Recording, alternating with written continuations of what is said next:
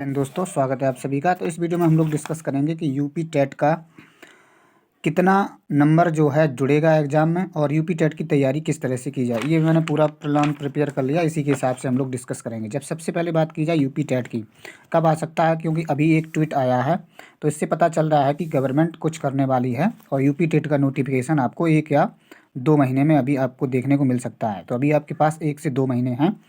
जो लोग अभी बिल्कुल ही यूपी टेट पहली बार दे रहे हैं तो उनके लिए 2 या 3 महीने की तैयारी होनी चाहिए। बाकी और अगर बात की जाए जो लोग पहले से दे चुके हैं तो अब की बार आप लोगों का टारगेट जो है वो होना चाहिए 120 प्लस का। तो वो 120 प्लस टारगेट आपको कैसे अचीव करना है इसके बारे में हम लोग इस वीडियो में डिस्कस करेंगे, तो इसलिए वीडियो को लास्ट तक जरूर देखें। ठीक है, सबसे पहले बात की जाए यूपी टेट का जो सिलेबस है। सबसे पहले आपको वो सिलेबस निकलवाना है वेबसाइट पे जाके।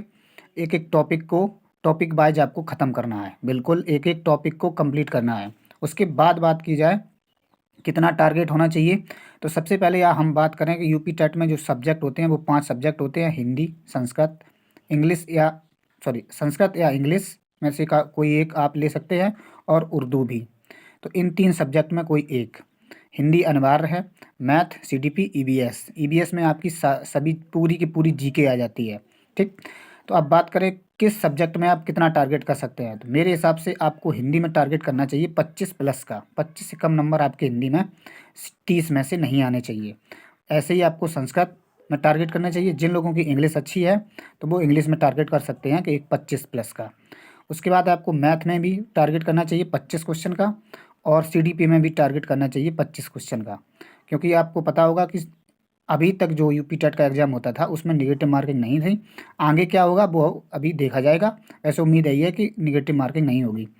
और ईबीएस में जो आपका टारगेट होना चाहिए वो भी होना चाहिए 22 प्लस का। तो इस तरह हिसाब से अगर इन पाँचों को जोड़ोगे आप 25-25 वो इन 4 सब्जेक्ट में हो गए 100 नंबर ये। और ईबीएस में 22, अगर आप ईबीएस में 25 कर गए तो आपके 125 नंबर बन जाएंगे। मतलब 4 सब्जेक्ट में आपको 100 नंबर लेके आना है।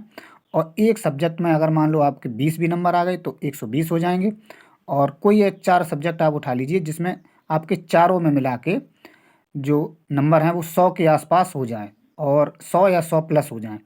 और दूसरे में बात की जाए पांचवा सब्जेक्ट आपका अगर मान लो कोई वीक है, जैसे मान लो 18 नंबर आए तो आपके 118 हो जाएंगे।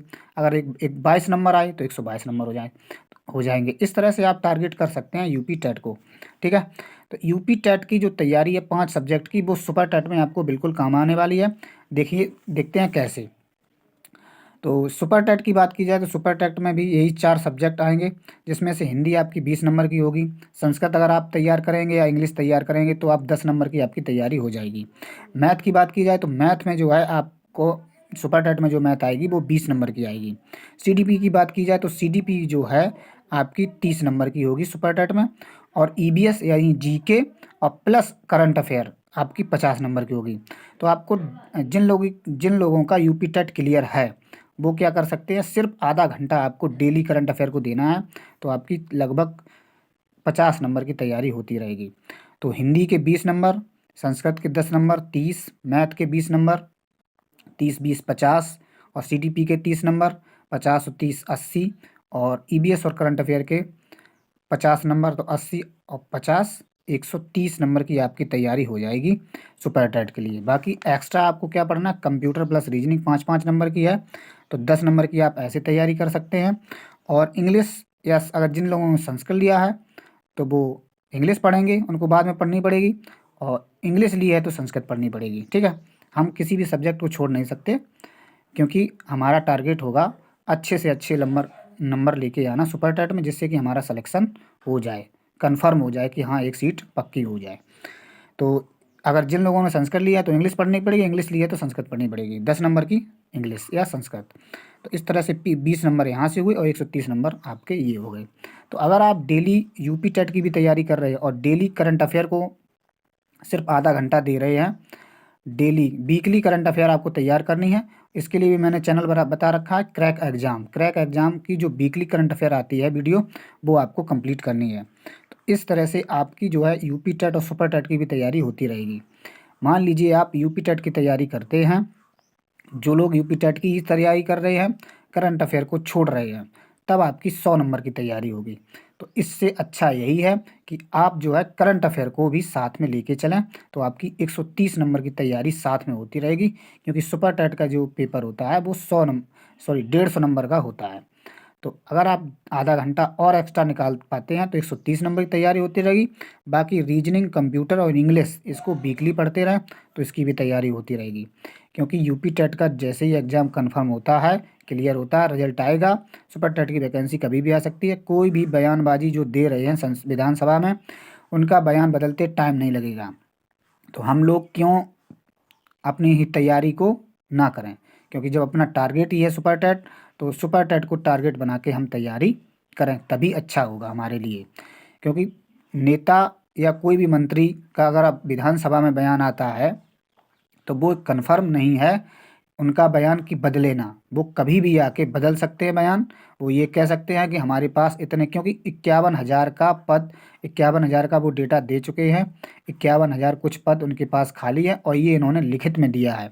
कहाँ पर दिया है? तो सुप्रीम कोर्ट में इन्होंने ये बात कही है कि हमारे पास 51,000 पद खाली है। तो इस बात से ये कभी नहीं मुकर सकते।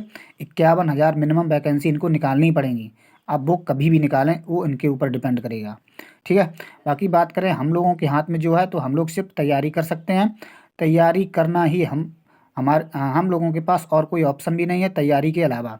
ठीक है। तो तैयारी अपनी करते रहिए। यूपी टेट आ रहा है, जिन लोगों का यूपी टेट क्लियर नहीं है तो वो यूपी टेट क्लियर करने की कोशिश करें, साथ में सुपर टेट की भी तैयारी थोड़ी थोड़ी करते रहें। जैसे मैंने आपको बताया भी है कि करंट अफेयर को आपको साथ में पढ़ते रहना है आधा घंटा, और आधा घंटा आपको इंग्लिश या संस्कृत को देते रहना है। एक्स्ट्रा सिर्फ 1 घंटा आपको यूपी टेट के अलावा देना है, तो आपकी सुपर टेट की भी तैयारी साथ साथ होती रहेगी। तो इस तरह से आप अगर तैयारी करेंगे तो आपके ऊपर बर्डन नहीं रहेगा।